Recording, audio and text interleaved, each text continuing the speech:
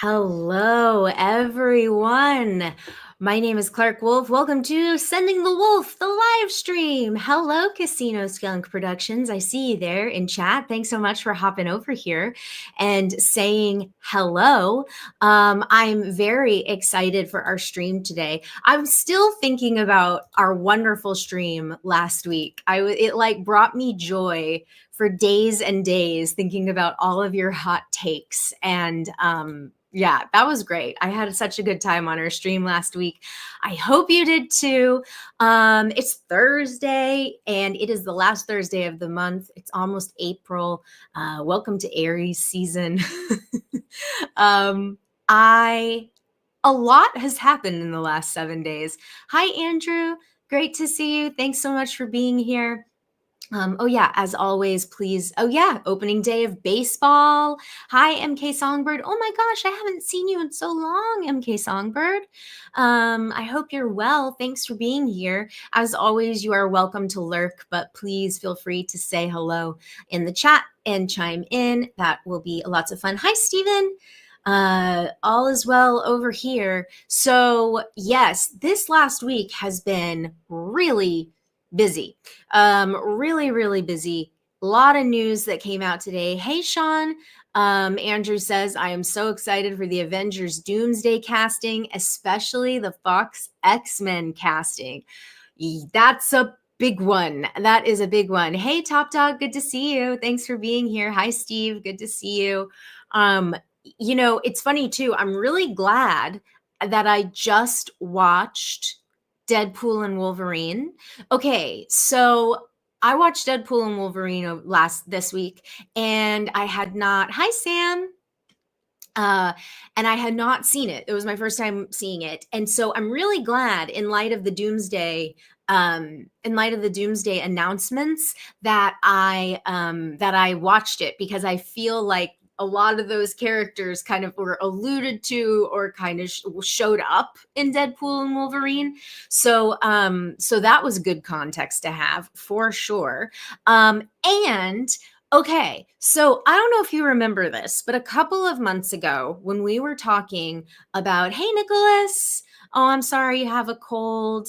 I'm sorry to hear that. I hope you feel better. Rest up. Don't rush your body and hydrate. So what was I going to say? Oh, Deadpool and Wolverine. So a couple months ago, when we were talking about the Justin Baldoni,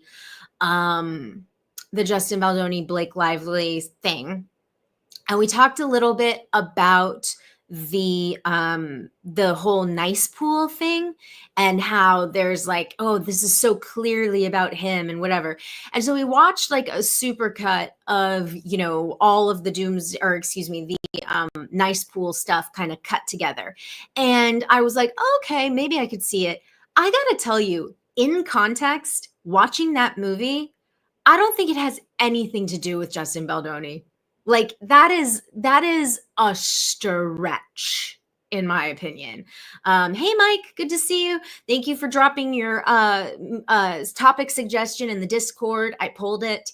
I have it ready. Same with Gishgali. If you're in the chat, I pulled the Anaconda story from Discord. Thank you so much. If you haven't already, you can join the Discord via Patreon and put suggested stories in there, and I'll talk about them. But yeah, that's my 2 cents, my informed 2 cents. Now that I have seen Deadpool and Wolverine, I do not think that whole nice pool thing holds water. So that's my hot take.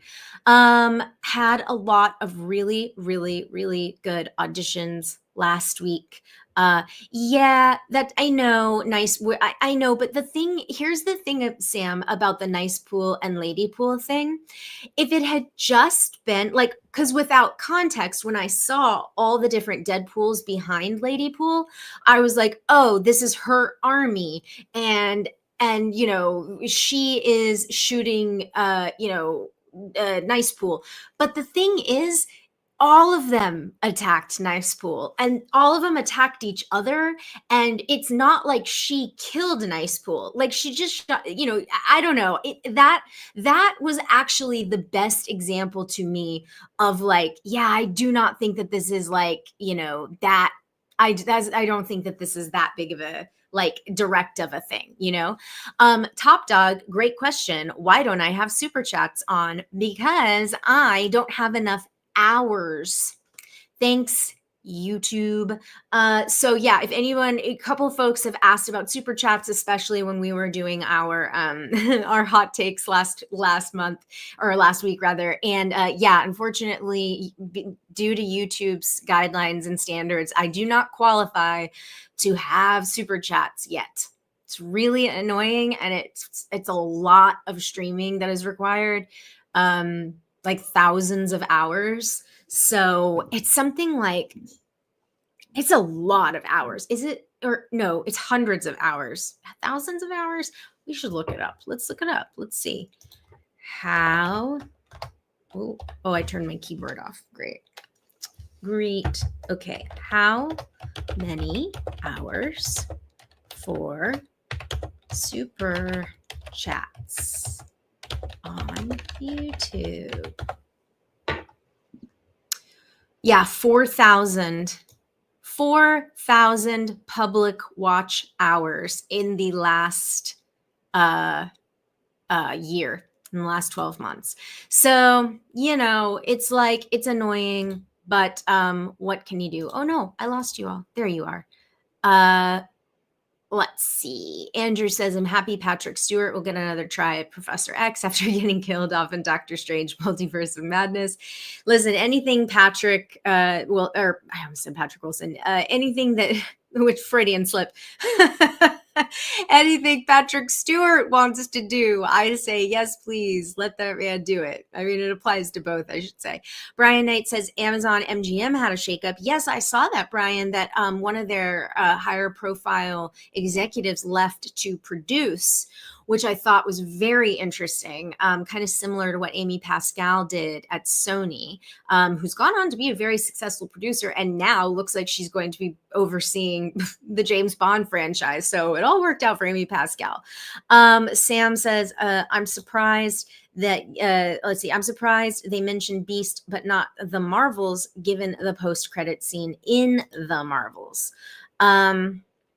And Andrew says James Marsden needs a redemption arc.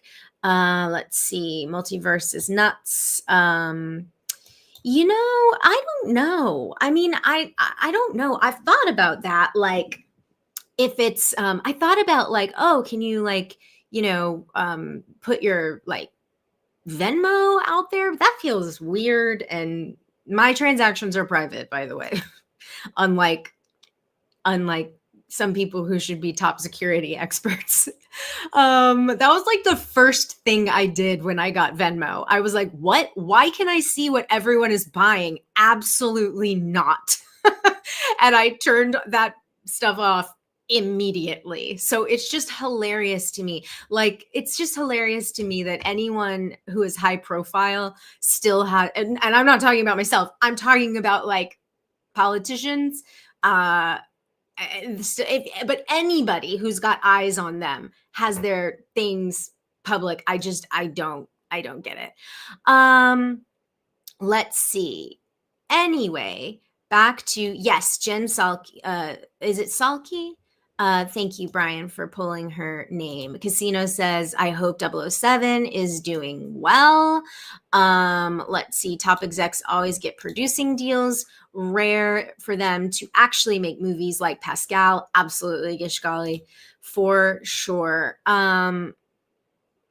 What actual headline? James Patterson and Mr. Beast. We need to just stop right there. Penning thriller novel.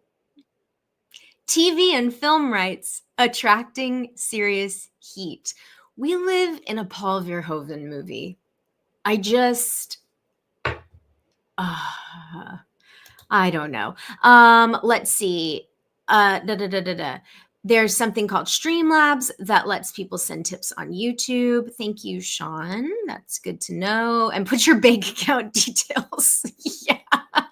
Oh, Brian says, I never even heard of Signal until this week. That's so funny. Let us know how your auditions go. You're great. Oh, thank you. Yes, I had a bunch of great. We'll get back to X-Men. I promise. I promise. I see you. I see you, Steven. I see you guys in there. Are you all in there? I'll pull those in just a second. But yes, this week. So, there were a lot of good. There were a lot of good things, and there was. I'll let y'all in on it. I won't tell you what it is, but I had like a second, like a callback, a new scene for a recurring role on a TV show that I really, really, really want to get, like really want to get. Not just because I need a job, which I say often, but because I just really want this. So I feel good about it. I feel good about it. Who can say? Okay. Anyway, let's get back to X-Men and Doomsday, and let me scroll back up. Here we go. Okay, I love this from Steven. Yeah, because as you pointed out, as the internet has pointed out, of all the people that are involved in this Avengers Doomsday, only like 5 of them are women, which I'm kind of like, come on. But this could just be the first round. I have to imagine that there are going to be surprises. I think this is just sort of like the first, like phase 1 of Avengers Doomsday. But Steven points out they better be saving Halle Berry and Famke's Storm and Jean to be announced later or a surprise. I will be upset if all of the men come back and not the women. Yep, I think that that's fair. Halle Berry for sure. I think would be really fun. Sam says, I think James Marsden will indeed get redemption. Steve says, Doomsday better not kill Patrick Stewart again. Professor X has been killed off 3 times. Steve, Professor X cannot get a break. He can't catch a break. Let's see. I hope 007 is done well. Yes, so previewing what we have coming up today from Nicholas, Final Destination, and Paul Thomas Anderson's new trailer. Absolutely. I haven't watched either yet. I saved them so that we could watch them together. Let's see. I see in the chat Streamlabs. I will look that up for sure. And Brian says, can we leave the multiverse because this universe sucks? Yeah, or leave for the multiverse. That's not a bad idea. Oh, thanks, y'all. Thanks for all the good vibes. I appreciate that. Oh no. Top Dog, I'm so sorry to hear that you were at the hospital today with your mom. Well, we are sending her all of the good vibes and strength, and I hope that she and you are both doing okay. Brian says, I definitely think there will be more cast members. I don't know why the cast announcement needed to take 5 hours. Halle Berry comes through a portal. Do you know what happens to a Doctor Doom who gets struck by lightning? Yeah, love it. Love it. So I pulled, 12-minute intervals was a bit much. I get, yeah, they wanted to. So I'll be honest with you. I really kept most of this. I kept most of this oh no, I just made you all small. Whoops. I made all of this. I wanted to keep it like fresh. So I actually did not read the details about Doomsday. So let's look, shall we? Oh, wait, but let me add the story to the stage. Here we go. This is what I want. Great. Or I could just be in it. No, we'll do this. Okay. Marvel unveils Avengers Doomsday cast with MCU mainstays and X-Men Fantastic Four stars. So, 6 years after Avengers Endgame became one of the, I think I said Avengers Endgame earlier. I meant Doomsday, but you got the idea. 6 years after Endgame became one of the biggest movies of all time, the Avengers are finally assembling again during a nearly 5.5-hour live stream. Whoa. Marvel wants to get their hours. Marvel is gunning for super chats. Let's see. Avengers Chair Day. So funny. Mike is also in Avengers Doomsday. Hilarious. Okay. So during the nearly 5.5 hour live stream, a mix of the Marvel Cinematic Universe mainstays as well as actors from 20th Century Fox's now defunct X-Men universe and upcoming stars of Fantastic Four first steps. Notable names missing from the roll call included Tom Holland as Spider-Man, Chris Evans, Captain America, the latter of whom is expected to appear in at least one of the two-part movies. What? But Chris Evans, anytime he gets asked, says he's done. Who can say?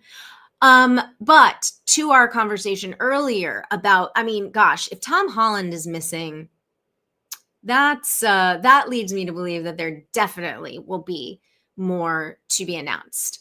The cast included, oh gosh, it's Hollywood Reporter. I can't highlight. That's right. The cast announced included Chris Hemsworth, Tom Hiddleston, Anthony Mackie, Paul Rudd, Letitia Wright, Simu Liu, Danny Ramirez, and Winston Duke.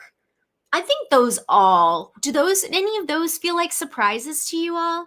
I guess maybe, but like, and Loki, because Loki had his TV show, although they were talking about Loki, the TV show, like that was it, right?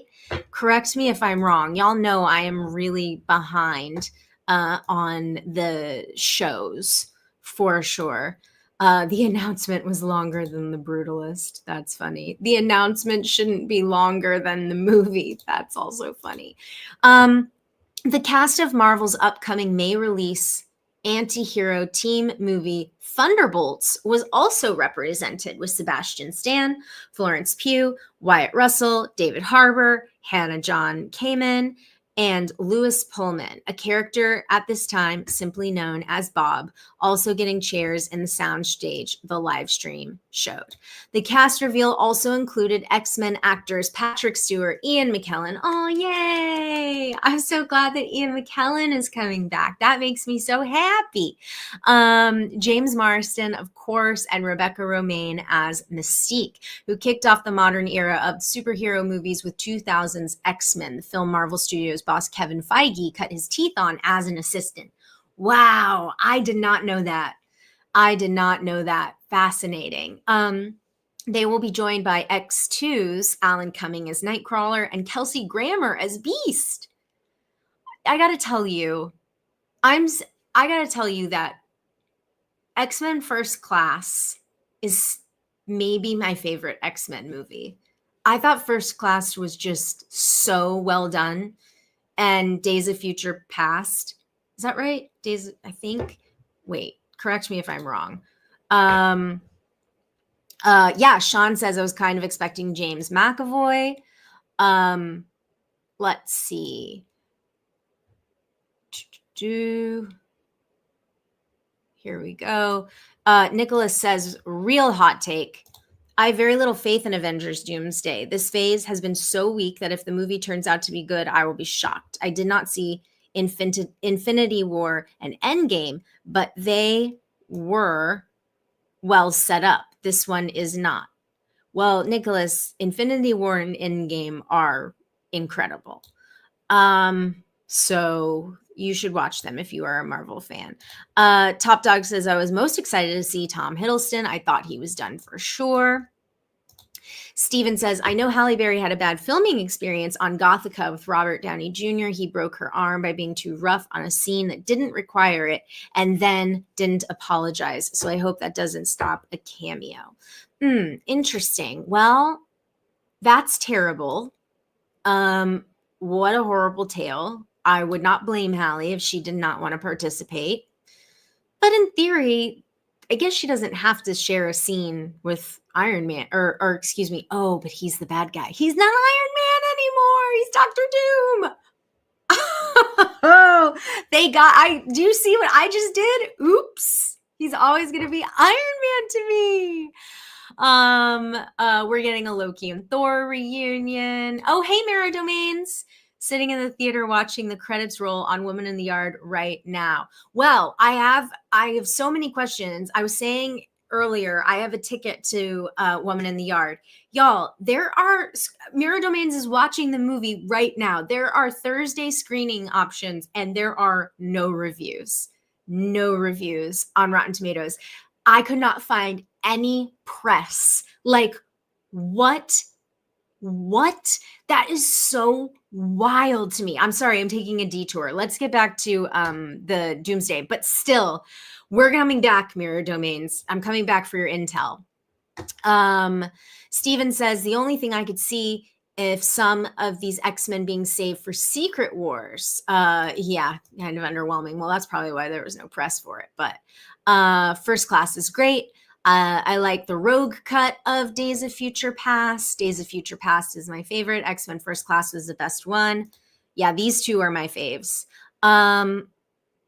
Yes, Sam. Lewis is indeed related to Bill.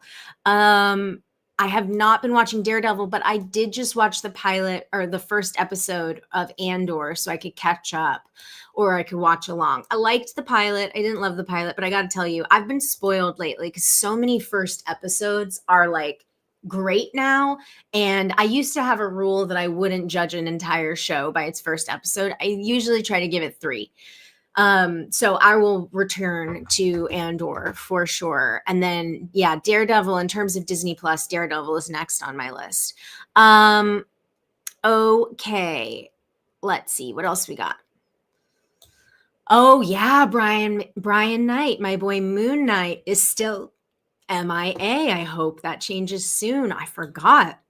That's such a good point. Steven says, I still enjoy X-Men The Last Stand for what it is. It's not comic accurate, but I really did enjoy Famke Janssen's performance with the struggle, and the scene in the house with Jean and Charles was great. Top Dog says, my fear of it just being Memberberry Fest was pretty much confirmed. Just gave me a good plot and good moments that feel earned for sure. Andrew says Days of Future Past is my favorite X-Men movie.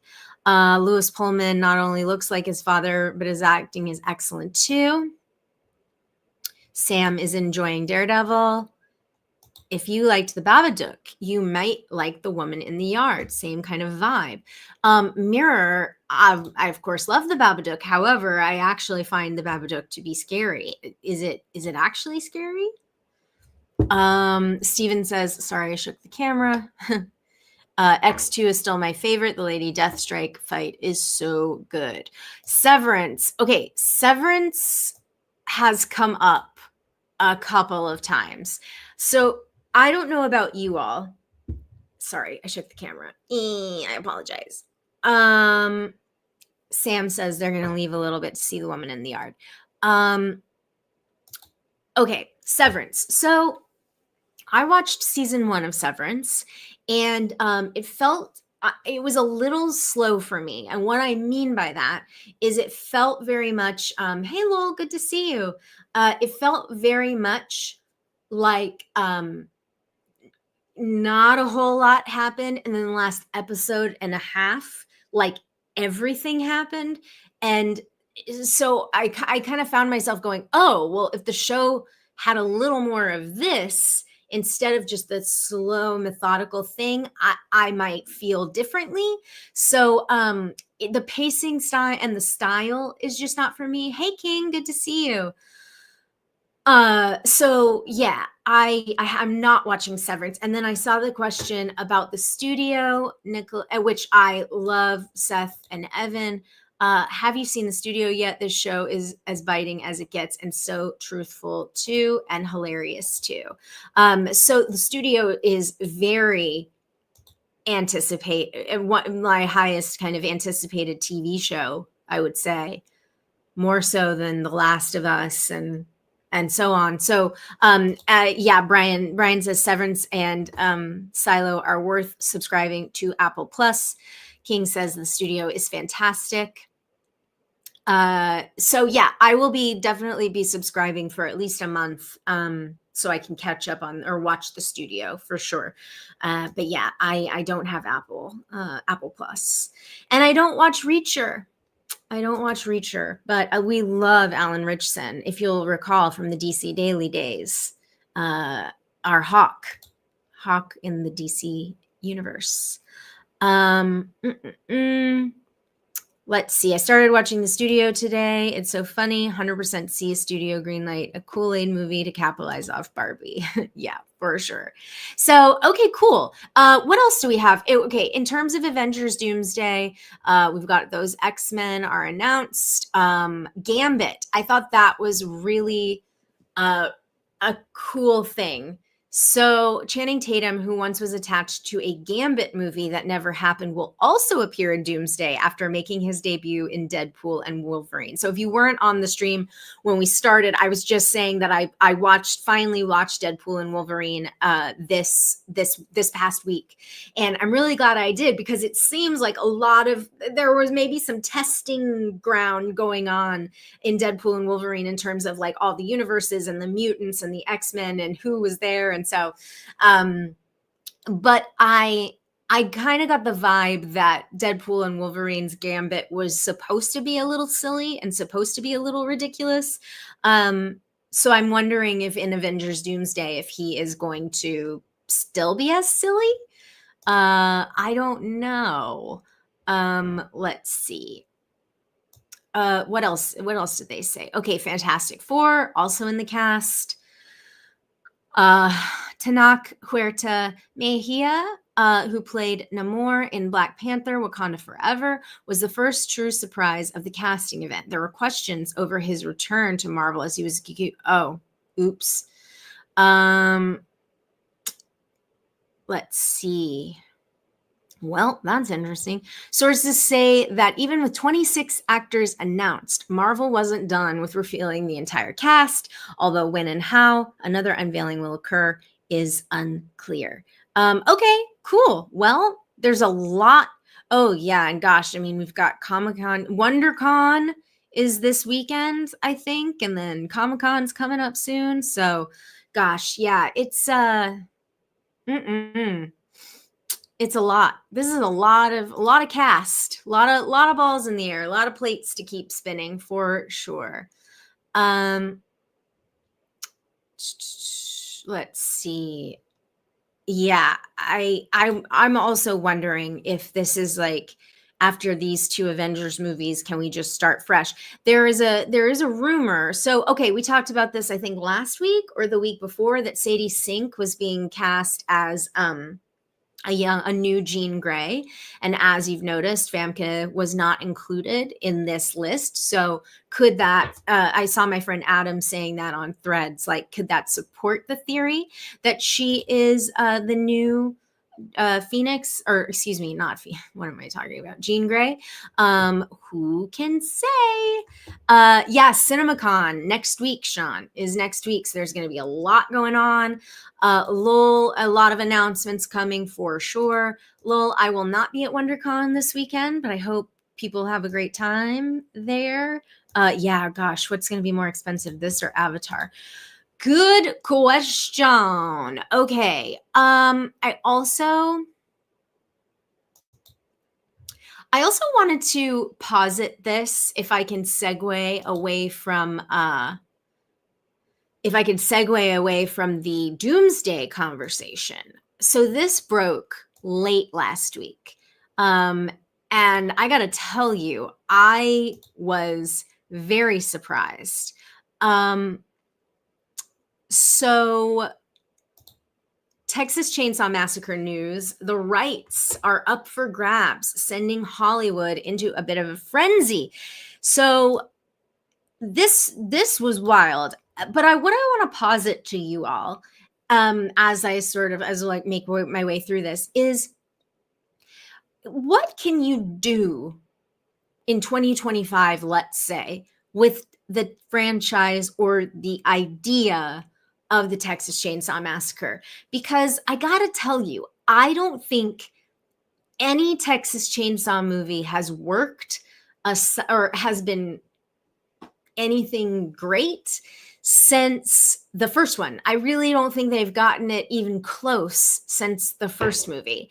I like the idea of like McConaughey being crazy in the Next Generation with 2 Academy Award winners, Renee Zellweger and Matthew McConaughey in Texas Chainsaw Massacre: The Next Generation. But yeah, I don't know. Like, what do you do with this franchise? The Netflix movie, no disrespect. I try very hard. We try hard not to talk poorly about movies, because making movies is a miracle. But I just felt like that movie was insane. It was, I just like, and I liked the idea or the premise of these influencers or people from out of town coming to this town that time forgot and left behind. But I just didn't really feel like they made that work. And I also didn't feel like Sally, like that, her kill was brutal, and like, which is fine, but like, you just brought her back to kill her. Like, I don't know. It seems like the Texas Chainsaw Massacre franchise has been the most successful in video game adaptations. Like, I remember during the Fear HQ days, we were talking about the Texas Chainsaw video game, and it's like, yeah, and it seemed like people really liked that. Let's see. Texas Chainsaw takes place at White Lotus. That's funny. Top Dog says the 2003 TCM was probably the least crappy. Yeah, a lot of people love this one. I thought it was fine, but yes, you're right, Top Dog. Like, yeah, it's fine. It's an interesting take on the material. It's kind of close to the original, but like make some surprises and all that stuff. Like, that's great. But yeah, let's see. Alvi says, I love TCM too, but I don't see what the vision for the future could be. Adam says, yeah, the first TCM is the only great one. I love 2 for how bonkers and cartoony it is, but the rest, not so much. TCM remake, while many love it, is fine. It's too polished for me and very Hollywood. That is how I feel, Adam. That is exactly how I feel about the 2003 remake. Is if you're going to remake that movie, like, it needs to feel a little grimier. It's a little too slick for me. Let's see. Nicholas says the second one worked in a crazy, weird way, but if you're not into canon movies, accepting the insanity is nearly impossible. Beyond that, and the original, it has held very little value for me. Yeah, I mean, I know that there are people who love, some of you have just mentioned it in the chat, love the Texas Chainsaw 2 for just how insane it is, and I think that that's fair. The comedy never landed for me. So I that one never worked for me either. Top Dog says, same with Halloween and The Exorcist, foaming for the rights just to lose a boatload of money. I'm a fan of the 2003 version, and I will always love Texas Chainsaw 2 for ripping off the Breakfast Club poster. Yes, that was very clever. Very, very clever. Hi, Kate. Happy to have you here. Thanks for being here. Sorry, I missed you, Nicholas. Oh yeah, no, I didn't. We talked about that. Okay. With respect to this Top Dog, yeah, like, here's the thing, and I think we talked about it a couple weeks ago. There are so many legacy sequels that are great. I know that it's possible to do, right? We know that it's possible, and it can work. But I think it really all comes down to the idea. What is your idea for this? Why do you want to play in this sandbox? And it does feel like, to Top Dog's point, some of them really do feel just like a monetary thing. I know, like, Ryan Turek over at Blumhouse is so passionate about Michael Myers and Halloween. So I don't think that started in that way. Whether or not you like the trilogy, I think it's ups and downs, some really interesting ideas. In fact, if I may, just a little tease for the first episode I recorded of the new iteration of the podcast of Sending the Wolf with Michael Verratti, we talked about the Halloween trilogy. We talked about it. But my question with this is, is it possible that maybe Halloween is just of its time and it belongs there? I find it really, I don't know. What are you guys think? What do you all think? Let's see. Kate says, Texas Chainsaw 74 is my favorite horror movie. I was so afraid after I watched it as a teen. I remember being obsessed with the story. Alex Daddario is the only good thing to sit through the 2013 Texas Chainsaw. Wow, Kate says they even did a school report on actual stories turned into horror movies. That's a great premise, by the way. That would be a really fun Wolf's Call, actually. A good deep dive. I love that, Kate. That's awesome.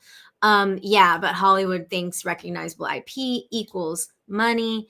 It's such a shame that Hollywood is so obsessed with recognizable IP and are afraid to take a chance on anything original. I mean, also it's like you can have more franchises to milk to death if you greenlight more franchises. If you greenlight more original movies. It's not that hard.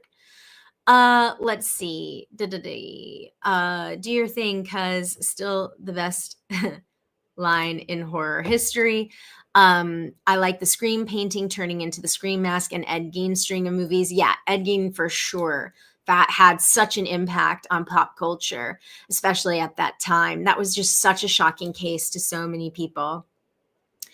ZSH says directors are the key. They have to find someone who wants to respect and honor Tobe Hooper's rawness and authenticity.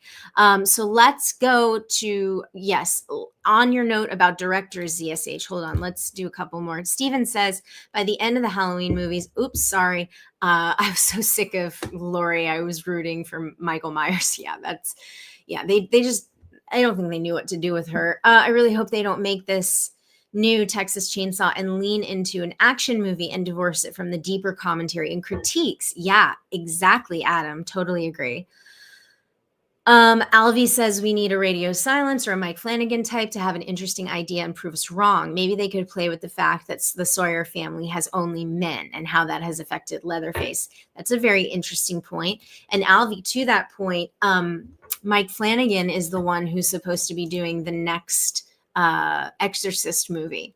And Mike had a great take on the Ouija franchise. Like, the first movie, not so good. Second movie is his.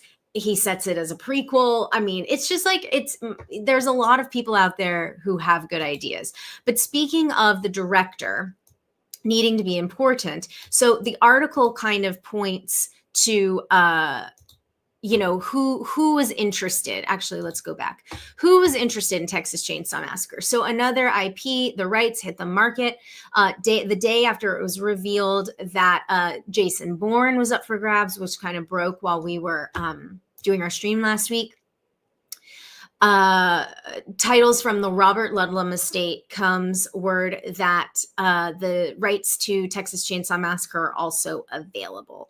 While there is a significant amount of interest from several parties, it's quite early in the process. But the participation of some bold-faced names, Texas favorite Golden Boy Glenn Powell, has some talking about a free-for-all. So, apparently Glenn Powell is interested as both a producer and an actor, or his company. And I think that's honestly, I think that's a really smart move for him.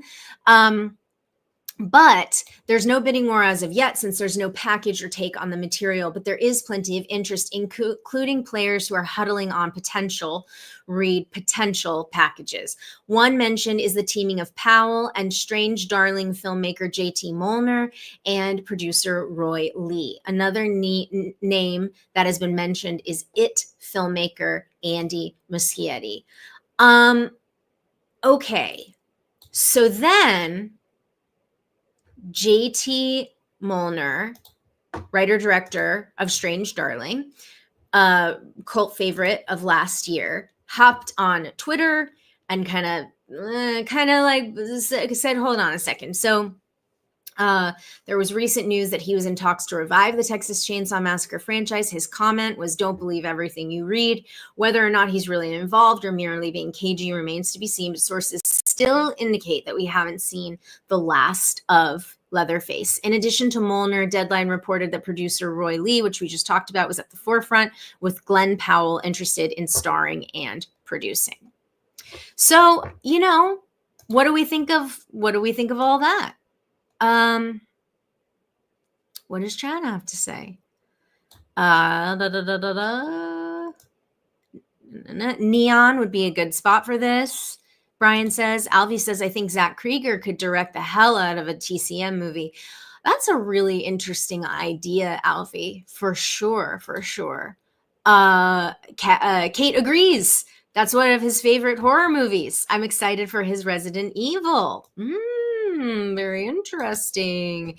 And Adam joins in and says, that's actually a great choice with Krieger directing. And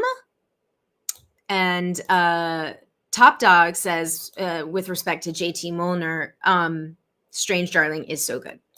So who knows? I wanted to bring this up because I really was curious if you all thought that there was a future to the conversation now, or to that franchise. Now, I will say, and like, it's about kind of dispelling or like distilling down what made Texas Chainsaw Massacre scary. And I think that it came down to the idea that you are trapped or stranded in this nightmare onion.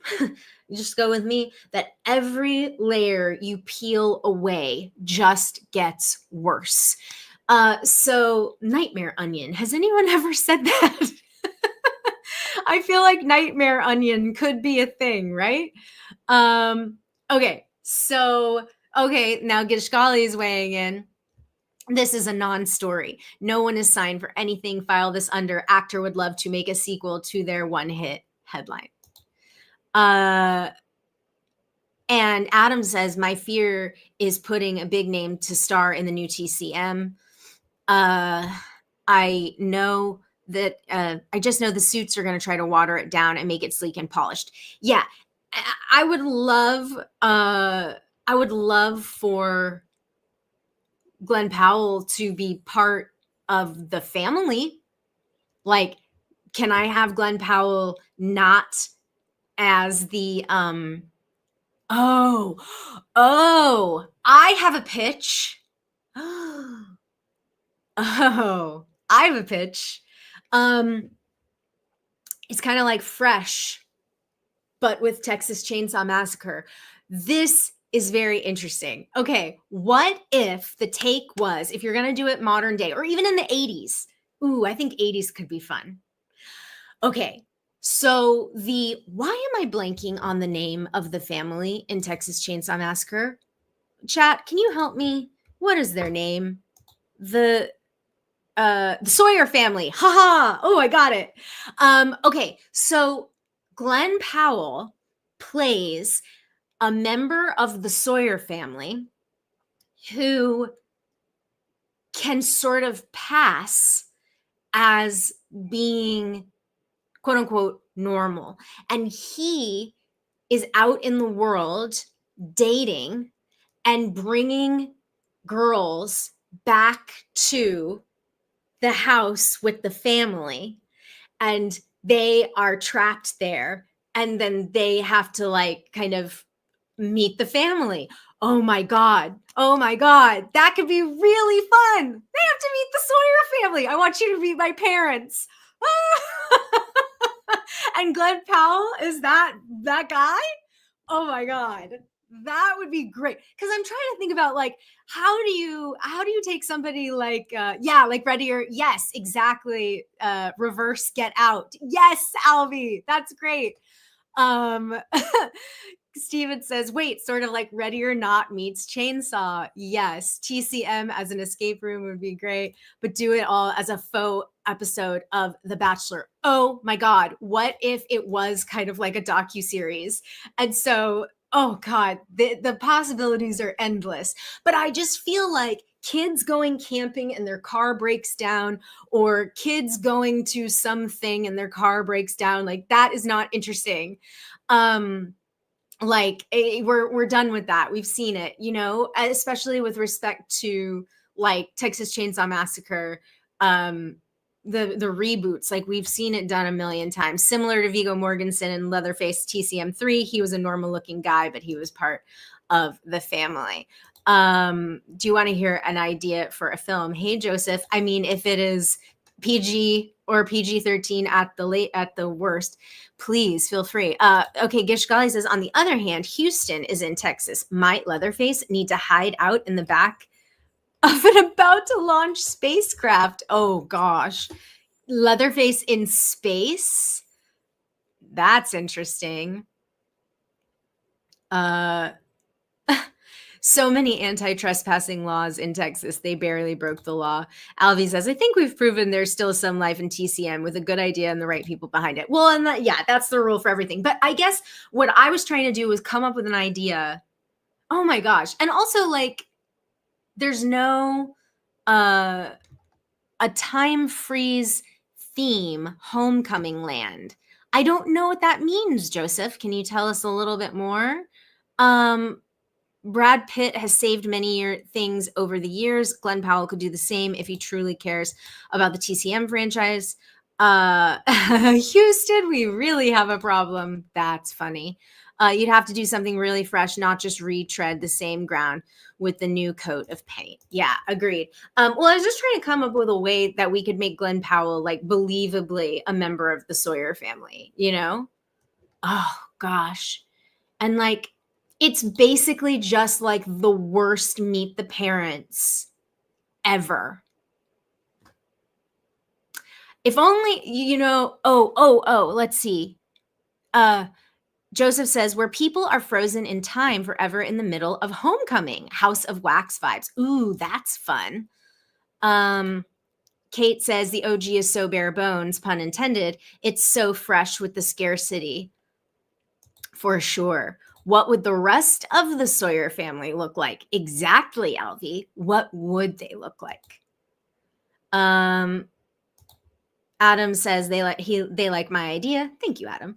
That would be something refreshing and have something to say and keeping the horror in the best genre, LOL. Well, also, y'all, if I may, again, I'm sorry. Like, I try my best to not be this person, but like, every person being talked to, again, I know Gishgali makes a point to say, like, this is a non-story, but let's just say, like, those list of people were in the conversation to take this franchise on. None of them are women. Can women please be involved in horror franchises? Please. Like, I would love, oh my God. If I could direct Glenn Powell as a member of the Sawyer family, it's like Texas Chainsaw meets Fresh. Huh, I would lose my damn mind. That would be so fun. Okay, I'm losing viewers as I as I get on my soapbox. Okay, we can move on from this. Let's see. That's why Mia Goth is so refreshing. Yep. Okay, let's move on. What are some other stories that I have pulled for us today, class? Oh, do y'all want to do some trailers? Final Destination trailer and what's the one with Leonardo DiCaprio. Let's see. Nicholas says that pitch is great. If the script elaborates perfectly on it, it will work. The worst legacy sequels have great pitches and ideas, but the scripts sadly let them down. Yeah. Mark it here. Clark came up with her new TCM idea. Pay her, Hollywood. Yeah, it's true. I will tell you, I am not repped as a writer, and it's very frustrating. But we'll get there. Okay, let's do some trailers. Let's make sure, though, that my headphones are connected. Okay, audio, speakers, headphones. Great. All right. So there were a couple of trailers, and shame on me, I forgot the Final Destination trailer. Bloodlines. We watched. Yes. Great. Cool. Okay. So, I think that this is that's so funny. I love that y'all were going through going through that experience together, Sam and Kate. That makes me so happy. All right. Let's do Texas, or excuse me, Final Destination to start. Mm-mm-mm. I need to share the right screen. Wait a minute. Why did I forget? I had a moment of like, what am I doing? How does this work again? Okay, cool. Let's just get into it. Final Destination is back. Oh, and if you all saw the I Know What You Did Last Summer, I Know What You Did Last Summer reboot wrapped, and they released a poster. So everything that's old is new again. Brian says Bloodlines is going to be a massive hit. Top Dog says, I don't want to watch the trailer. I'm going to mute and look away. Okay, fair enough, Top Dog. Here we go. Final Destination Bloodlines trailer.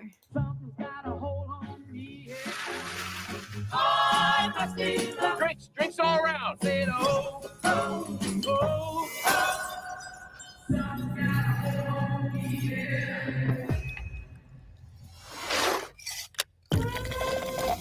Uh-oh. Family, you don't get to pick the one you get. Just gotta love the one you got. I totally thought that was Nick Offerman for a minute. I always knew this day would come. I got it. I don't think you got it. I held him off for years. Charlie, get up here. He's a relentless son of a bitch. So far, are we seeing any Won't stop till he connection finishes the job. to the original? Death is coming for our family. I guess she's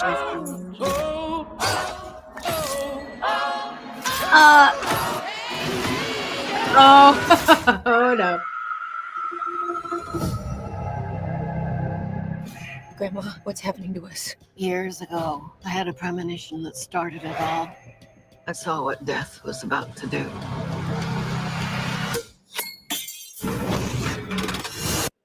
Oh, she's the beginning. That's why it's called Bloodlines. Whoa. That's pretty big. Hey, wait a second. Can I pause? Because I haven't seen the first Final Destiny. I haven't. No, yes, I have. I've seen all of them. Is this woman that we see here? Have we seen her before? Like that scene that they just showed in the tower, that was period. Like, is that something that we have seen before, or is that new for this? Saved a lot of lives that night. Everyone needs to get off the dance floor! Lives that were never meant to be saved. But death doesn't like it when you mess with his plans. This book, it will show you everything you need to know to keep our family safe. Ooh. It all started with Grandma. Death is coming for us because we were never supposed to exist. What? Only by embracing death will it pass you by. There he is, Tony Todd, R.I.P. Maybe death's not actually coming for our family. Because that would be crazy.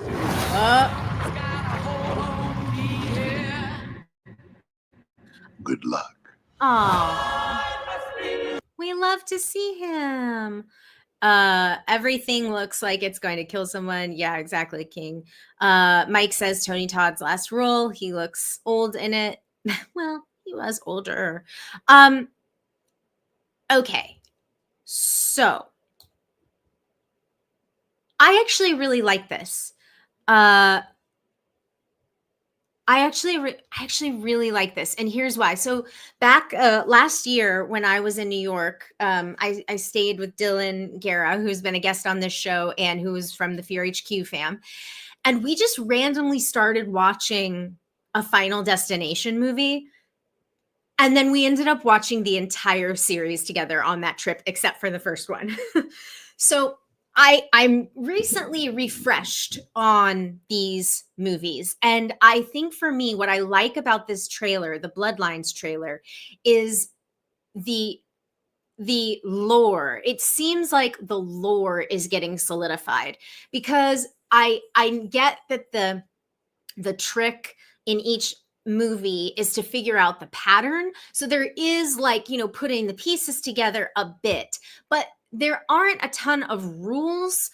It's like if it skips you, it goes and then it's going to come back, or they have to be seated in a certain way, or they arranged in a certain way. But it seems like they're trying to establish a little bit more in terms of like rules. And yeah, like, did you see that book, King, in the trailer? It looks like this woman who claims she has started it all, what has been like keeping notes and like doing research. So maybe this means something. I don't know. But, and yeah, Tony Todd, we talked about how he was snubbed at the In Memoriam. I think that is crazy, especially for Candyman. Like, I think that's just crazy. But nonetheless, it seems like this trailer really is, speaking to horror fans and saying, like, we have Tony in the movie. We respect Tony. We respect his legacy. So I definitely like that for sure. Let's see. Okay. Yeah, Bumblebee. And we have got a couple of trailers actually. But should we do One Battle After Another, the new PTA that we saw the teaser for last week? Let's do it. This is oh no. Oh my gosh, y'all. Hold on. I've lost you. Okay. Sorry. Share this tab instead. Hey, Chris. Absolutely ridiculous that Tony Todd was not included in the In Memoriam. I know. I agree. What if there are no rules and death is just messing with them each time? Well, and that's, I think, kind of been the thing, right? Like there's a little trick, like that's sort of the thing in all the sequels, I guess. But all right, let's watch the trailer for Paul Thomas Anderson's new Leonardo DiCaprio starring One Battle After Another.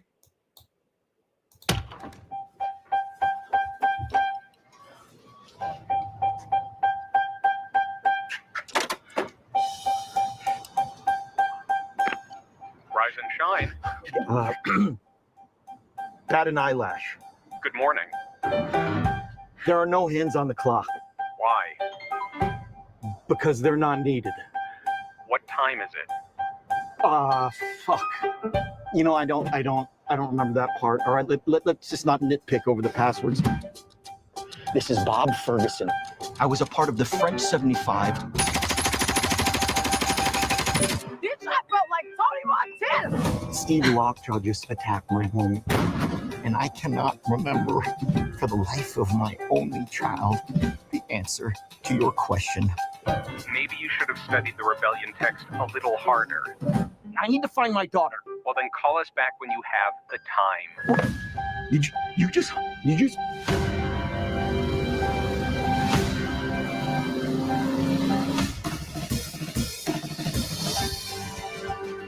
You are so unsuitable for my daughter. My child comes from a whole line of revolutionaries. And you look so lost. What are you gonna do about this baby? You know what freedom is? What? No fear. Amicio.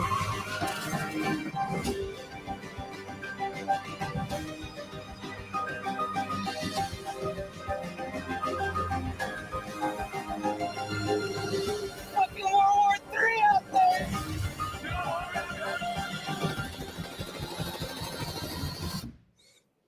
Not one thing, it's another. Find that to be true. I need you, brother. Sensei, please. Courage, Bob. Courage. That's it. Courage. Yeah. Yes. Thank you. Hey, thank you, Sensei. Thank you, Sensei. Thank you. God damn it! Viva la revolution! Okay. That's interesting. What do we think? Chat says, was the voice on the phone Joel McHale? Ooh, if it was, that's a good one. Sean says the Pulse watch party was great. We should have another with Final Destination. Oh, that's fun. That would be fun for sure. Final Destination is a good one to chat through. We need more Benicio del Toro, Leo character work, mildly hyped. Yeah. So that's interesting. I think I have said in the past that Leo is not usually my fave. I just rewatched Django Unchained, and Leonardo DiCaprio is, I mean, the whole cast is outstanding, but like that's probably one of my favorite Leo movies or performances rather. And this does look like he's doing something different. I will say, I have to give him that. It looks like he's doing something different here, and that I appreciate. And look, when he tries, like when I feel like he's being challenged, I feel like he's great. So let's see. Kate says, I liked Inherent Vice myself. Steven says, Tanya Taylor just has that fierce look that she would make a good Selena Kyle or even Bond girl. Ooh, I love that idea. Nicholas says, the fact that we have another movie shot in VistaVision after the greatness that was The Brutalist makes me even more excited. And I loved The Brutalist. I like The Brutalist as well. King says There Will Be Blood is one of my favorite films. Yeah, and samesies. Gishgali says that trailer might have been a mistake. If you have a solid father-daughter storyline, highlight that. Don't steer into the PTA kookiness.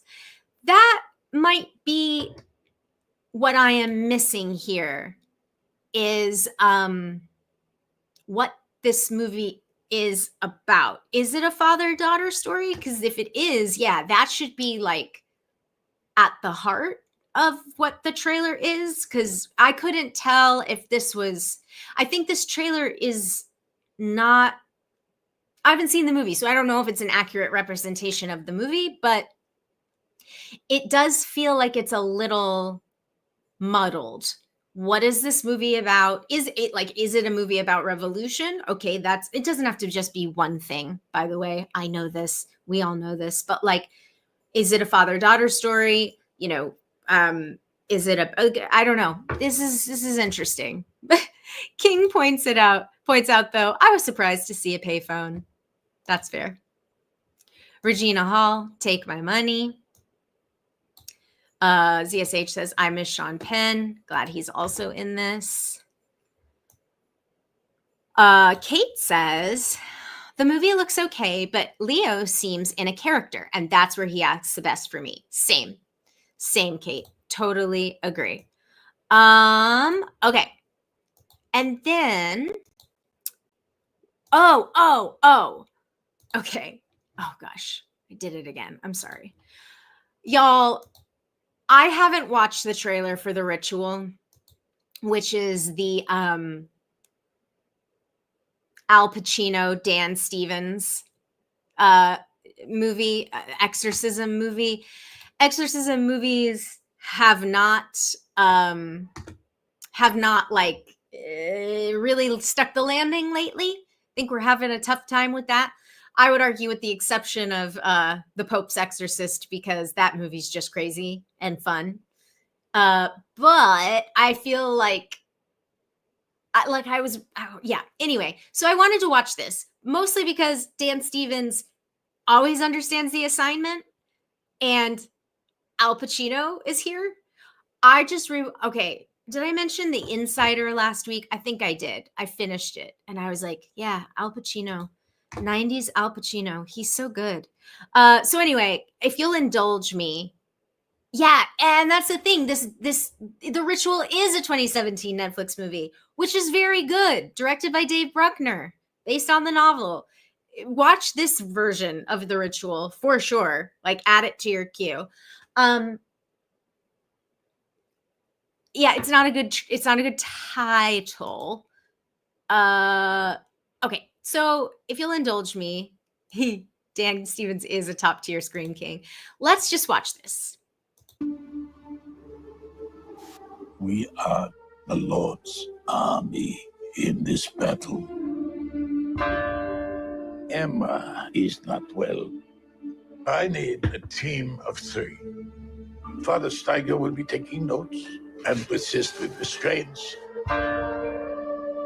The devil will do whatever it takes. Is this to about foil our plans. Annalise? We must be resolute and hold back the darkness. Oh, it's Pacino doing accent work.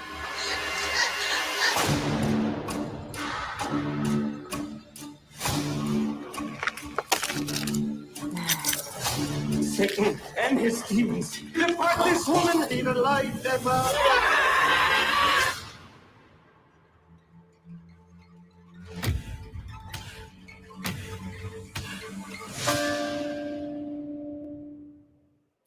Well, that trailer doesn't tell us too much now, does it?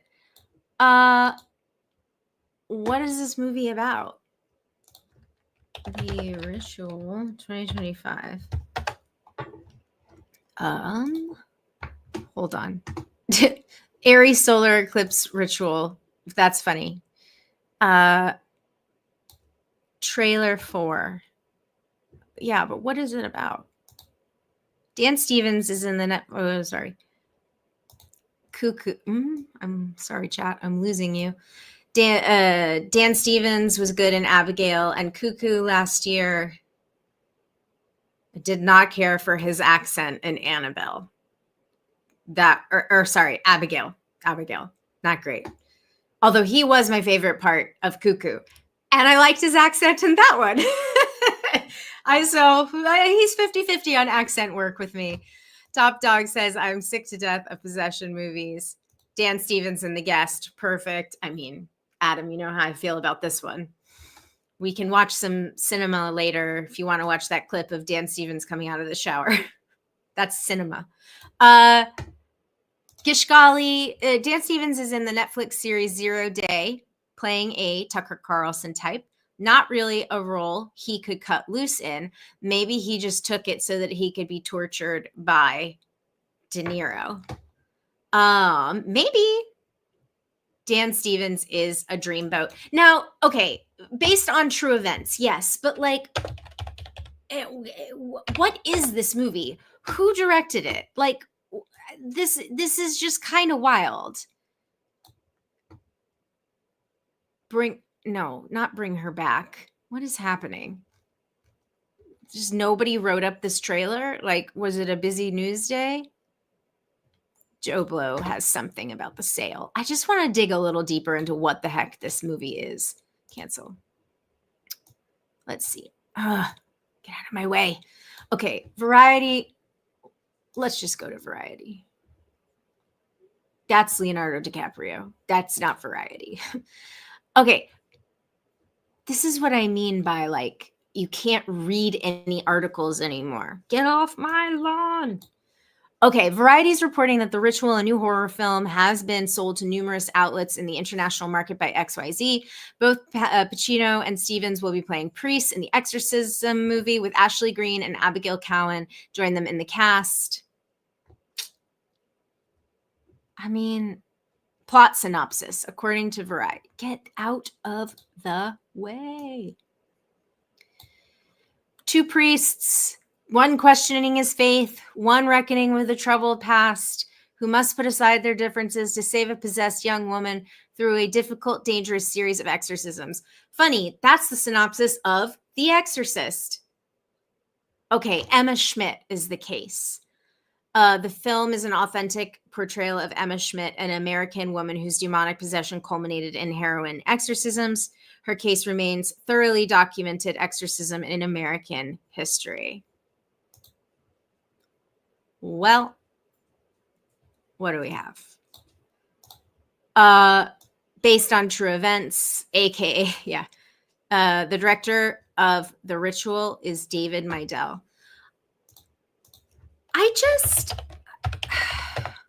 What are we doing greenlighting these movies? The Ritual. And is Al Pacino actually in this movie? Oh, that's a cool poster, though. Wait a minute. I'm changing my tune.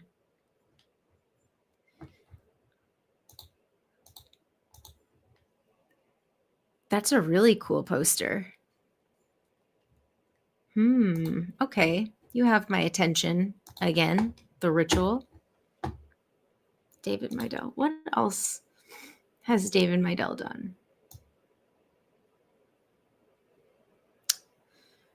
I have not. Oh, he's a producer. And as a The Ritual, The Killing of Kenneth Chamberlain. Oh, wait. Have I seen that movie?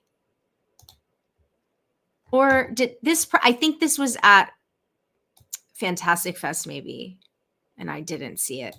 Also, though, I'll point out here on the poster, based on a true story. Well, in that case, yes, Kate, we were just talking about that. The Ritual is directed by Dave Bruckner. It's great. It's based on a book. Love it. Adam says, it's interesting that there's been a lot of religious horror films lately. Not that it ever stopped. However, something feels different. Yeah, I mean, for sure. There's definitely a pop.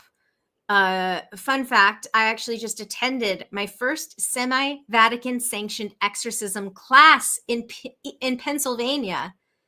The movie Abigail was actually mentioned there. What? ZSH. That's fascinating, everything you just said. Tell us a little more if you decide to. Okay, so anyway, we can move on from this. I just wanted to watch that trailer. I also think they should have called that a teaser. That was a teaser. That was not a trailer. It showed us nothing. That told us nothing. Like, whatever. Let's move on. That was dumb. This is like the one time that I'm like, I should watch this before, but it's more fun to watch it with you all. Okay. Oh, wait, I have a story that I was excited about, actually. And it is about a book that my book club just read called Whalefall. Have any of you all read Whalefall? It is basically 127 hours inside a whale. A guy gets eaten by a whale. He survives. And so he's got to try to get out of the whale. It's a really, I liked the book. My book club loved the book. I liked it. But it's really a father-son story. And when I read this casting, and when I say we just read it, I mean, what month is it? March. It was our February. No, it was our March book. We talked to the author. Actually, he visited our book club earlier this year.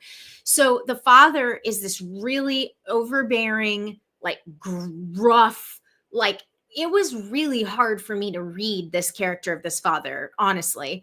And so when I saw this casting, I was like, holy crap, this is actually perfect casting. I just read this book. Josh Brolin might play the dad with Austin Abrams as the son. And Daniel Krauss is the author. And Brian Duffield is directing. The film the film is described as The Martian meets 127 hours, centering around a scuba diver in search of his deceased father's remains, who gets swallowed by an 80-foot, 60-ton sperm whale and has only 1 hour to escape before his oxygen runs out. After giving up on life, the young man is surprised to find a reason to live in the most dangerous and unlikely of places. And what I will say is this, the sort of selling point of Whalefall from Daniel Krauss was everything in this book could happen, meaning he had like experts on call, you know, what kind of gases would be in the whale's stomach, like what was the lining like, you know, what are some items that he would have with him realistically? Could he survive? What would he have to do? Like so when you think of it that way, the amount of research that went into it is pretty wild. And the fact that he only has 1 hour leads me to believe that, I mean, gosh, I wonder if they're going to do it in real time. Although there is just there's so much flashback. Like it's really bounces the timeline back and forth. They won't do it all in real time. They can't actually, now that I think about it. But nonetheless, yeah, this is great casting. And if you want to read the book, you should, just based on this this description I gave. But trust me when I say perfect casting. Adam says, this sounds crazy good. I'm in, figuratively. Yeah, exactly. Nicholas says, the description had my curiosity, but with Brian Duffield directing, now you have my attention. And Kai has follow-up questions, CSH, which I think we all do. Okay, let's see. What other stories did I have planned for us today? I have tickets to Death of a Unicorn as well. So I think what I've got is today is Novocaine. Tomorrow is The Woman in the Yard. And Monday is Death of a Unicorn. Just trying to go see, you know, smaller movies too, if I can. Oh, Gishgali put a story out there. Yes, we got to get to Mike Joyce and Gishgali's stories. So thank you so much, both of you, for putting these in the Discord. I got them. It's funny because last week I was like, oh, I didn't check the Discord. It was the one time that I didn't check the Discord before.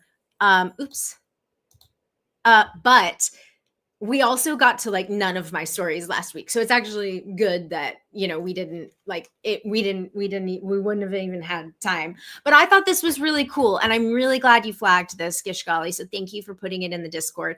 Jack Black and Jason Momoa were on a press tour this weekend or last week for the Minecraft movie. If you saw that clip going around of the journalist asking about Lobo, and Momoa was like, oh, do you want to see a picture? Wait, where's my phone? And his publicist was like, no, you just hear him go off the camera. No. And he's like, oh, but you know, and he's like Momoa's still looking for his phone. And the publicist is like, Jason, no. And so the publicist shut it down. And of course, like, I think it was Cinema Blend, but they used that, they put that clip out there. It was very funny. And James Gunn shared it and was like, just want to take a minute and say thank you very much to Jason's publicist for not showing a journalist the first look of Lobo. It was really funny. So that was great. So anyway, though, as a result, so that was the Jason Momoa story that came out of the Minecraft trailer. But this is a Jack Black story, and he's emphasizing, he's really underlining the scares in the new Anaconda, saying, quote, it's a horror film for real. Despite the presence of funny guys, Jack Black, Steve Zahn, and Paul Rudd, as well as the comical videos released so far as promos for Anaconda, Black says the upcoming film does come with scares. It's a lot funnier than the original, but it does have a lot of the original vibe in terms of the scary parts. It's a horror film for real, but it's got some clowning for sure. Just such a Jack Black way to say it. So yeah, I like that. I like that they're emphasizing the scares. I wonder if it's going to be R-rated. I wonder if this Anaconda is going to get an R.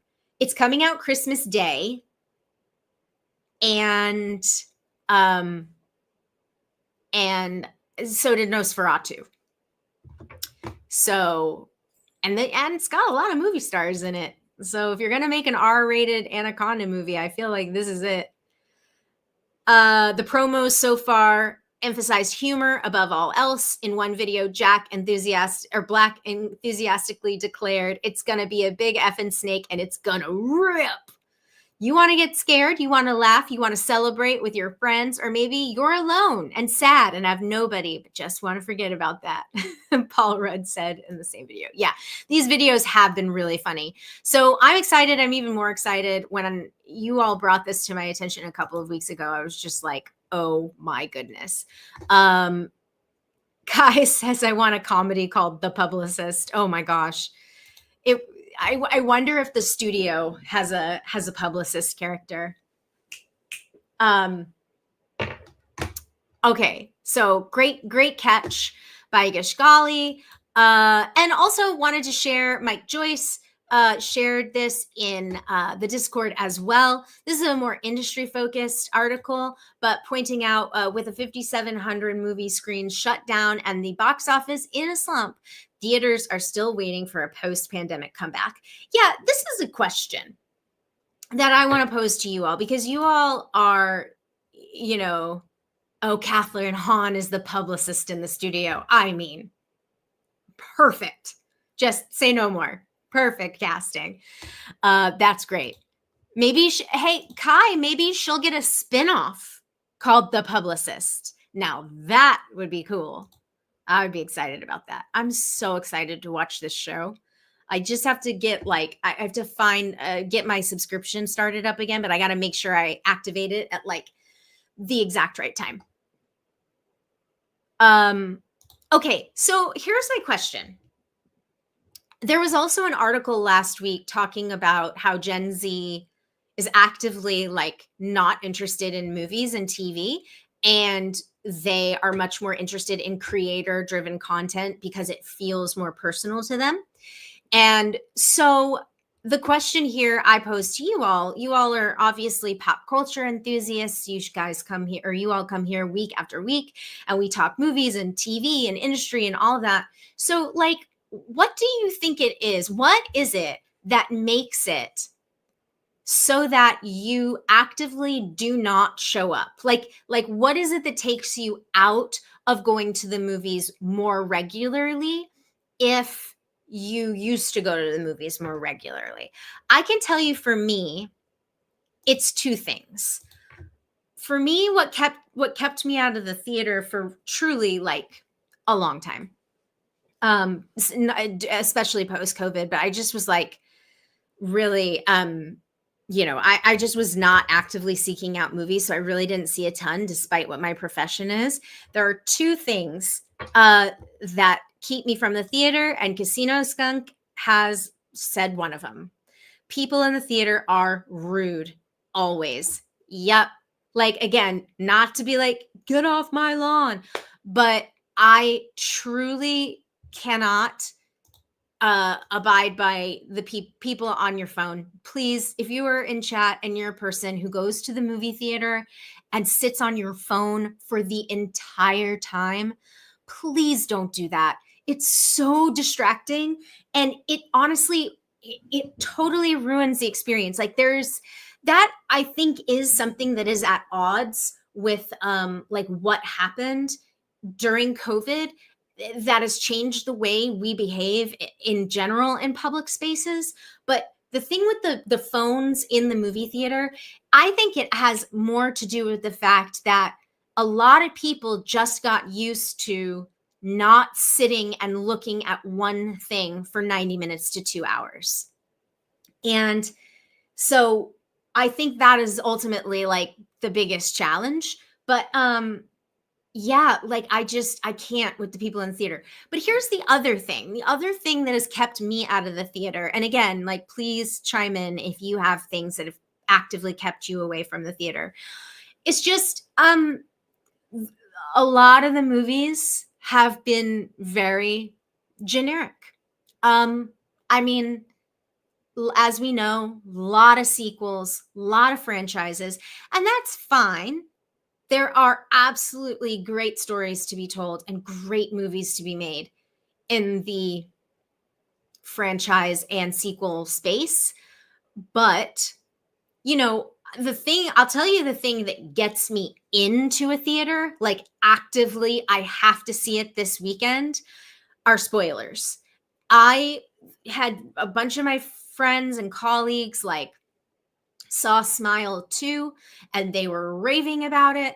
And so I was like, okay, I got to go immediately. Like, so I went on a Thursday night because I did not want something to be spoiled for me.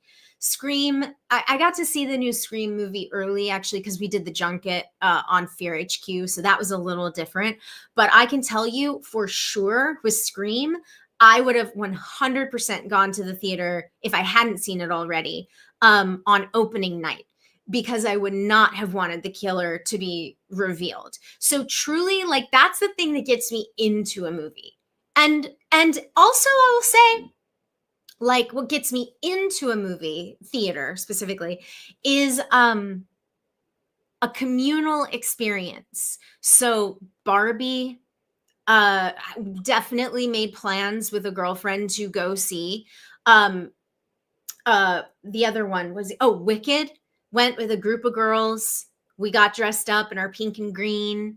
We experienced that together. Like, those are things that make me feel like it is a communal event. So that's what gets me in and pulls me out. But I want to see what you all say in the chat. So Steven says, bad theater going experiences with people, also the comfort of my own home. Sometimes I'm like, I'll just wait for it to come to me, unless it's something I really want to see. I think that's true too, Steven. Like, I feel that way. I mean, you might wag your finger at me, but Oppenheimer, frankly, I didn't care. It's just personally, I did not care about Oppenheimer at all. That said, I did watch it. I liked it. But I can see how some people would want to see that in IMAX. Some people would want to see that in 35 mil or 70 mil, whatever they did the film print on. Same way I, as a horror nerd, wanted to see Nosferatu on IMAX and like made it a point to go see it and was very satisfied by that experience. But with Oppenheimer, I just felt like I don't really want to see this movie. I know it is very long, and I know that people in the audience are probably going to be rude. So I will watch this at home. And that's what I did. And honestly, I sincerely believe, I've had friends who are film snobs yell at me about this. They're like, oh, Clark, I can't believe you just watched it at home. You have to see it in a theater. And I was like, actually, I think I enjoyed the experience of watching Oppenheimer at home way more than I would have if I saw it in a theater. But that's just me. Okay, what else we have? Gishgali says, I've been blessed with the ability to block stuff out. Babies crying, people talking. None of that bothers me. Well, that is very good. Nicholas says, as someone who goes to the movies at least once a week, there are people who spend the entire movie on their phone. I pocket my phone and try not to take it out until the movie is over. I'm usually pretty good about that. And that's great, Nicholas. Like, we thank you. And Casinos, just chiming in or agreeing, underscoring the point. Unless I find a movie incredibly interesting, I can wait the short amount of time it takes for it to just play at my house. And this is the other thing. This is always going to be the back and forth between the theaters and the studios who want to get it onto streaming as soon as they can. Like, I believe wholeheartedly that studios are leaving money on the table by doing such a short window. But that's the thing. I mean, you said it perfectly, Casino. Like, we all know 9 times out of 10, it's going to be 2 weeks and I can just see it at home. Adam says, I cannot stand phones in theaters. Assigned seatings I'm not a fan of too. I went to see Alien Romulus and it was empty and this guy sat right next to me and pulled out his phone. Oh, Adam, I would have lost my mind. Like, truly, what you just described is my nightmare. Just that would have, I would have lost my mind. Just truly. Yeah. I also wish theaters made a better effort to make experiences I love a theme. That's why Barbie was fun. People dressing up, like make themed food and drinks for the big movies. Yep, I agree. AMC does that. They usually have a cocktail, a signature cocktail. And of course the buckets. People really like to collect the buckets. So there is that. CSH says, and the convenience, comfort, and quality of a home theater, audio, and video now. That is true. For sure. Kai says, I was nervous to see Wicked because I feared impromptu sing-along. Fortunately, there wasn't. Yeah, I think I saw Wicked twice in the theater, and no impromptu singing happened in mine either. Adam says, definitely agree that films have been very generic. Spoilers, big time. And the way everyone wants to be the first person to spoil things immediately on social media. Yeah, exactly. Casino's not here for the popcorn buckets. ZSH says, yeah, to avoid spoilers. Also gets me there opening weekend. Brian says, I think the industry just has to adjust to the new reality that theaters are unlikely to do pre-COVID numbers. And Sean points out it's only getting more expensive to go to the movies. I know. Oppenheimer, the ultimate home cooked meal. Yeah, I know. Oh, this is a good one, Sean. I don't really want to sit through a half hour of trailers. You know, with my AMC A-list, I am very fortunate that I live walking distance from an AMC. So I have timed it. And almost every time, to the minute, it is 23 minutes from start time to when the Coca-Cola thing with the dancing people starts. 23 minutes. And that segment with the dancing people and the Coca-Cola and the whatever is probably another 90 seconds. So 25 minutes from when the movie starts is, so sometimes I will leave, the movie will start and I will leave my house because I can walk to the theater and I'm like, great. And then I sit down, like that's how much I have it timed out. One time it was just one of them days I saw in the theater and that one did not have 23 minutes. That one was shorter, but honestly, 9 times out of 10. Let's see. Oh, Adam. Whoa. This guy was a huge guy that sat next to me. I was shocked, looked at him and asked, why did he choose the seat next to me? He just smiled. I got up and changed my seat. It was empty. That's what I would have done, Adam. Oh, how creepy. Let's see. They have been so bored at movies. I got up and left out of respect because I keep wanting to check my phone to see the time. Yeah, for sure, Steven. Too many non-trailers ad for drinks, cars, phones, taking up time that would be better suited for the main feature. Both AMC and Regal are very bad at this. Adam says, yeah, the trailers, the endless amount of trailers just kills the vibe. I'm 5 minutes away from a Regal and I take my time too. I don't really need to see the same Nicole Kidman ad every time. Speaking of, I thought that they changed this. I thought that they shot a new one. But I keep seeing the same one. Nicholas can confirm my 23-minute rule. 23 minutes is about right. I sometimes even leave my house right at the start time and the movie hasn't started yet by the time I arrive. Yeah, exactly.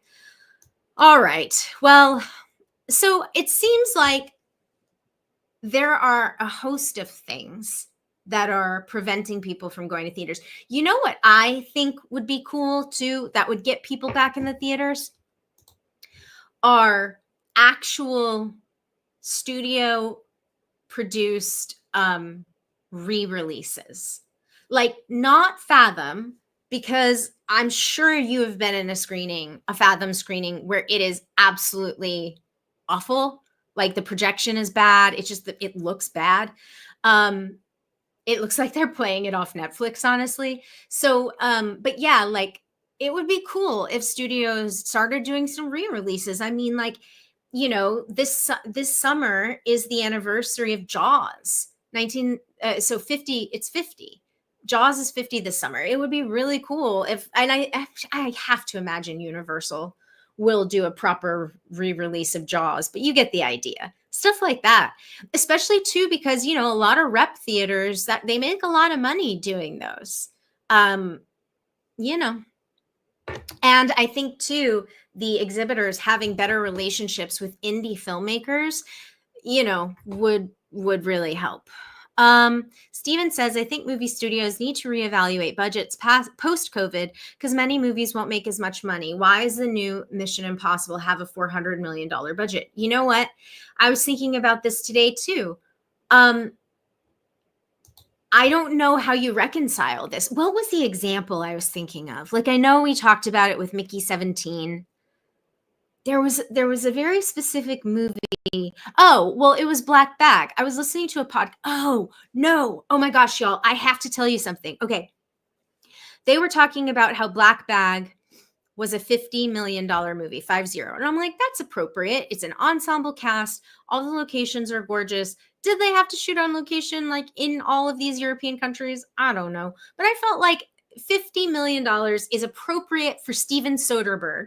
Here is my argument. $50 million is appropriate given the landscape that we live in for a director of note like Steven Soderbergh to make a non-IP, you know, romantic movie, spy, dark comedy for adults and give it a theatrical release. But maybe like over $100 million plus for Mickey 17 is not the way. But on the other hand, you like, well, these filmmakers have earned the right to have bigger budgets. But unfortunately, those bigger budgets maybe need to be like max out at $50 million instead of Mission Impossible $400 million.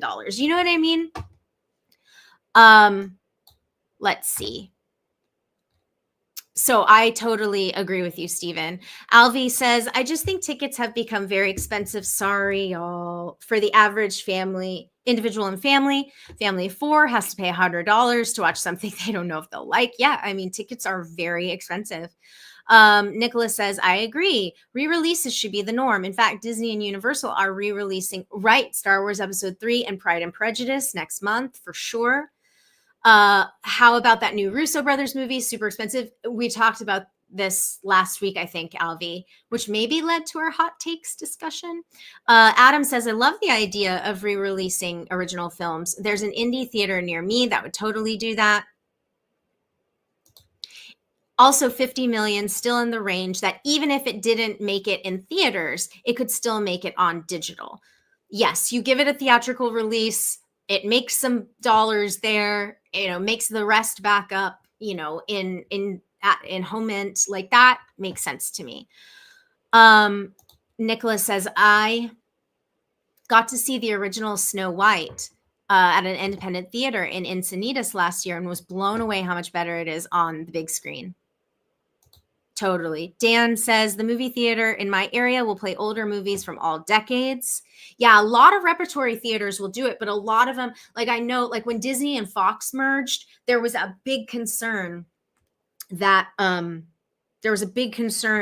Fox, who had been used to be really good with rep screenings and would allow prints to go out and allow these theaters to screen, you know, their stuff in their catalog, and Disney's less good about that. So, yeah, like also you're making money on something that is done. Like you're making money on something you've already created. Let's see. Adam says the studios have a plethora of films in their libraries that they are wasting just sitting there. I mean, I still buy physical media, but I would love to see them in theaters as well. Same. I just bought a new Blu-ray player, and I am all in on physical media for sure. Agreed, Stephen. I hope we get some Wicked Part 1 and Part 2 double screenings back to back. That would be fun. Totally agree. I would attend that. Okay, the thing I had to tell you all was, remember how we watched that trailer for Alto Knights? Gosh, I keep knocking the table. Sorry. And we were like, who is this movie for? Why is Robert De Niro playing two characters? How did this get greenlit? Like, what is this? Well, fun fact, everyone, and maybe you all know this already, but I did not. Apparently, Alto Knights was Public Enemy #1, David Zaslav. I'm sorry, Mr. David, if you're watching this, we have beef. I don't care for the way you're running your studio. I don't care for your decision making. But nonetheless, this was apparently a pet project of David Zaslav's. And the writer, who we know, screenwriter, who wrote, I think, Goodfellas and absolutely, like Nicholas Pileggi, or I probably said that wrong, but in his 90s, and not ageism, but like maybe also doesn't have their finger on the pulse of filmmaking today, but maybe not. David Zaslav, because he plays golf with Nicholas Pileggi, greenlit this movie.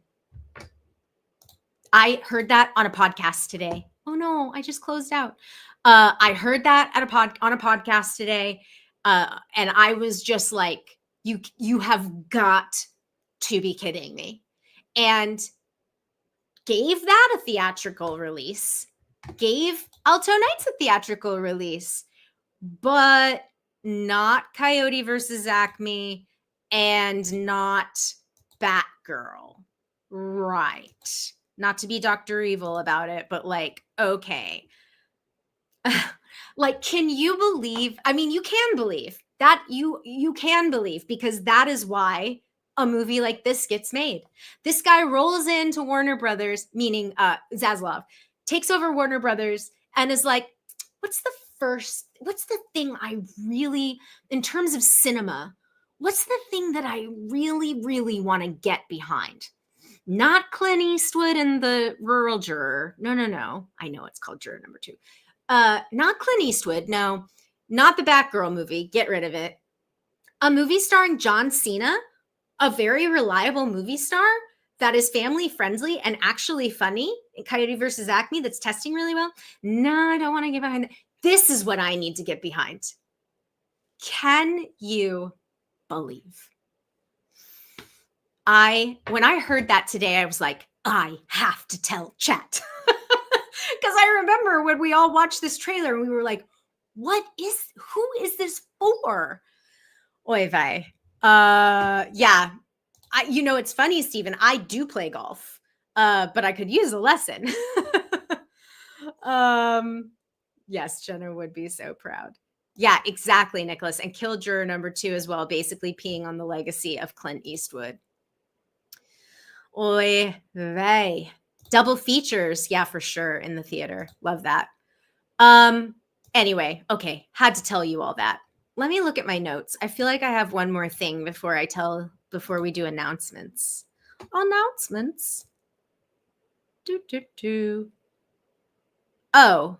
Oh, wait, couple of other things we can hit like really fast. Linda Cardellini is official for Camp Crystal Lake. We love to see it after all that speculation. Officially to star as Pamela Voorhees in Crystal Lake. The series version of Pamela Voorhees is believed to be a mother who had given up a singing career to raise a special needs child and takes a dark turn when she loses her son. Oh, heavens. Brad Caleb Kane from Welcome to Derry is the showrunner on Crystal Lake. Okay. So, yeah. So anyway, I'm excited for this. I definitely want to see it. Yeah, this is also, Nicholas, a very good question. Crystal Lake confirmed musical. Honestly, you know there will be, right? There has to be a musical number. I'm sure there will be. Crazy. Fun. Exciting. I can't wait. When is it supposed to come out? Let's scroll to the bottom. Oh, no. With this key casting news, I expect to hear more details on this upcoming series soon. Okay, so we don't know. Crystal Lake, Dexter, John Lithgow, and Jimmy Smits are back for Dexter Resurrection. So many Dexters. A lot of Dexters. It's funny. I was watching, or no, I was thinking today about what I remembered from Dexter. And I remember like what happens at the end of the season with the Trinity Killer, which I won't say if you haven't seen it, but I never revisited Dexter. I remember loving it as I was watching it, but then as the new episodes came, the final seasons were really rough, like really rough. And I just like, I never went back. Oh no. Wait, did you read the Deadline horror article I posted? Too long to tackle now, but it's really interesting. Wait a minute. I checked like right before we went live. Gish golly. How did I miss it? Can you give, I'm looking in the Discord right now. What was it? I saw the Jack Black Anaconda movie. Is that what you mean, Gish golly? Because we talked about Jack Black and Anaconda. Oh, posted last week. Oh. I scrolled. Hold on. Let's see. Coyote versus Acme. I got it. Oh, how horror is finding its place in award season and what's new for 25. I did see this. I think that's a really fun discussion. Yeah, that's a good one for sure. We will we'll definitely dive in at some point. I'll save it. Well, it's in the Discord, so we'll find it. Yeah, Sean still says I'm still getting over that Dexter finale. What even was that? Yeah, no, agreed. Zaslav is to this generation what Putnam was in the 80s, and he briefly ran Columbia. What a time. Okay, so as we wind down, everyone, I just wanted to make a quick little announcement. So I am going to, live stream is going to go on hiatus until May 8th. So I'll be around. Obviously, you can always get a hold of me on the Discord and on Patreon. And I am going to pause Patreon, so you will not be charged for April. And if you've already been charged for April, then I will refund you. So don't worry. But I am going to be on spring break. Not really, not partying in Florida or anything, but I am going to be bouncing around a little bit. But part of what I'm doing while I am taking a break is I really hunkering down and finalizing like new Patreon tiers, like rewards, brainstorming, those kinds of things, like etc. So mark your calendar for May 8th.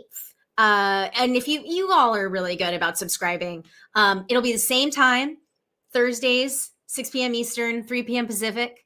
So just wanted to let you know, but you can always join Patreon for free, and there will be updates there. And I am working on banking more episodes of the podcast. That is like a big part of it. So if you haven't already, because I want to have more, I want to have something like, I'm going squatch hunting. That's it. I want to have more in the reserve before we launch, like actually launch the podcast. So that's it. Those are my updates. Thank you all so much for being here. Thank you, Sean. I appreciate it. I hope fingers crossed on some of these auditions for sure. Fingers crossed. But yeah, thanks all for being here. Thanks for being great in chat. Enjoy April and be safe. And I'll see you all very soon. Bye, y'all. Thanks again for being here. I'll see you on May 8th, but you can always find me on Instagram and the other apps. And I'm not hard to find. So, okay. Bye, y'all.